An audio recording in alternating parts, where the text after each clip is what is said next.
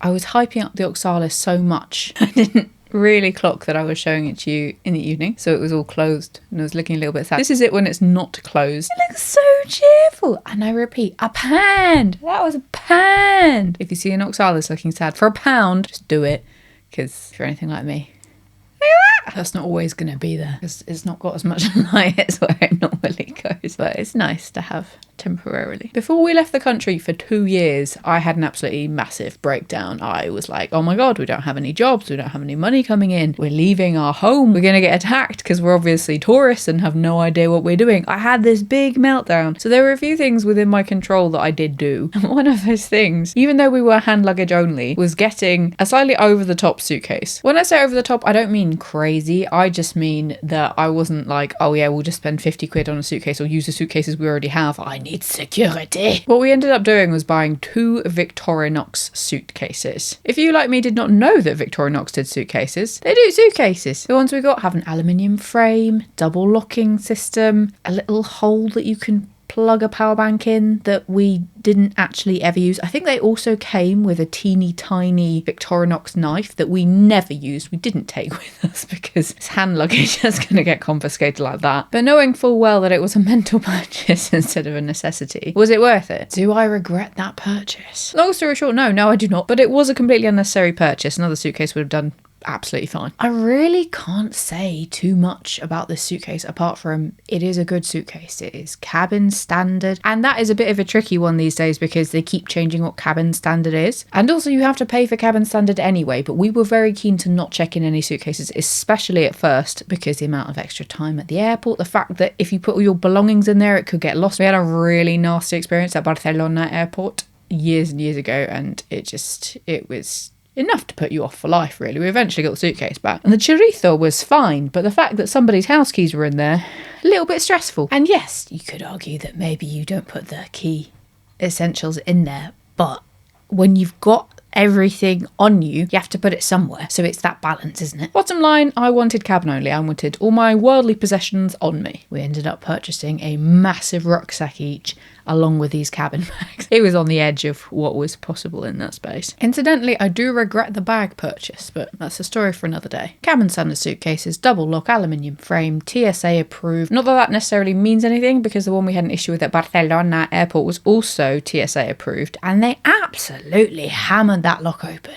What's the point? Looked relatively snazzy, felt relatively secure. The shell is a plasticky thing, which, you know, I'm not a massive fan of plastic, but it was that or fabric, and the plastic felt waterproof, or, you know, more so than fabric. And there are some travellers who are very pro fabric and not pro suitcase at all because it's got a little bit more malleability, but I quite like having the plastic structure there, to be honest. I felt like I could wedge more things and not worry about it breaking. That, unfortunately, by the way, and I've covered this before, you can only get away with a certain amount in your hand luggage and in your check luggage because they weigh everything now, or at least you've got the risk of them weighing everything. I can be an efficient packer until I'm blue in the face, and I'm pretty blimmin' good at ramming things into bags, but it kind of doesn't matter. Your best bet right now, if you want my 2 cents, is to put them in your pockets and also not pack what you don't need. I would recommend going away with like nothing in your bag apart from pants and essentials, and then coming back with all the tat that you've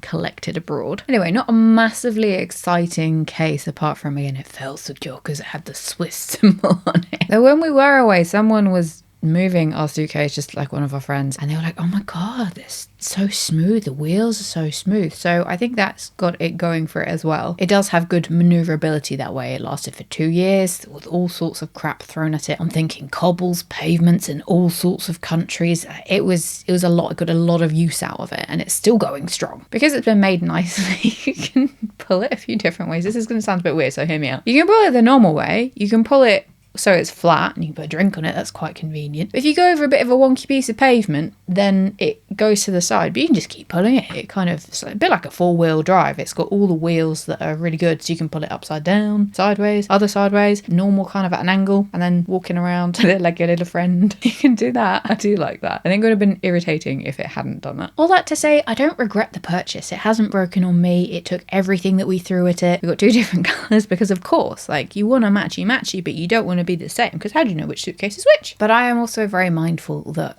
coming back from traveling, seeing that the world is a scary place. It's a different place. It makes you reevaluate what your ideas are, but it's not that scary in terms of what I was worried about, which was security. Like, nobody gave a toss about my suitcase. We could have had a different experience, but we didn't. We just happened to not. I don't know what the statistics are and how likely it is that your suitcase is going to be broken into. Again, we had it on us the whole time, apart from when we were staying somewhere, so that gives a little bit of peace of mind as well. And it did have heavy usage, but I'm not saying that any other suitcase that is a quarter of the price wouldn't be able to do that. I wouldn't go so far as to say I was glad we made the purchase, but it did help with my peace of mind at the time, and it's still going strong. And it looks cool. I like my suitcase. I look at it and I go, yeah, that's my suitcase. So I think also investing that little bit more at that point has made me feel like it's not as throwaway a piece. I've put some proper thought into it. There is that as well. In terms of whether I'd recommend a suitcase at all for cabin baggage, it's a bit of a tricky one because it's very convenient to lug all your stuff around in that small thing. However, you are taking away, 3 kilos?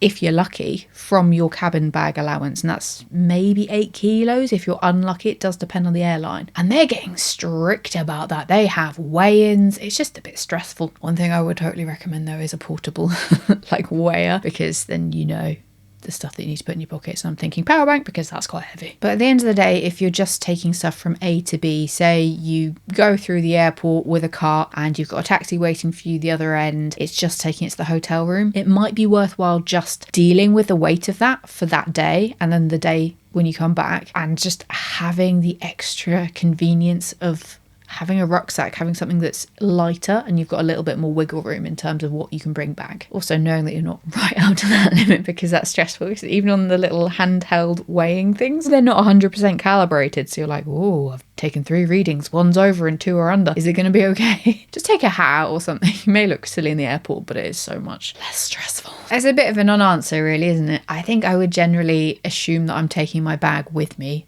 but I would weigh it and check my airline allowance, because if it's like 12 kilos, you go fine. It doesn't really matter to me because I know my base level of stuff. In terms of going away traveling for 2 years without the wheelie suitcase, I think we would have regretted it, because the amount of times we were traveling from A to B without a taxi because we were saving money, or because we didn't know where we were going, or we didn't know the lay of the land, and we just put like a bag of groceries on top of the wheelie suitcase. That was so convenient, and it just kept that little bit of extra energy that we needed either for our mental space or just in general, because moving is tiring. If I were to do it all again, I would definitely take the wheelie suitcase. That does also give you an idea of how much it went through. There was some times when the stuff on top of the suitcase weighed more than the stuff in the suitcase. So having a good quality suitcase. And the thing is, I don't have another one to compare it against, so I didn't take 2 with me. I didn't go, well, that one's lasted, that one hasn't. But it lasted. I feel like I'm just talking myself into it was a worthwhile purchase. It was for me. It may not be for you, because it is expensive for what it is. But then say I was to do the same thing and got a cheaper one that didn't do the distance.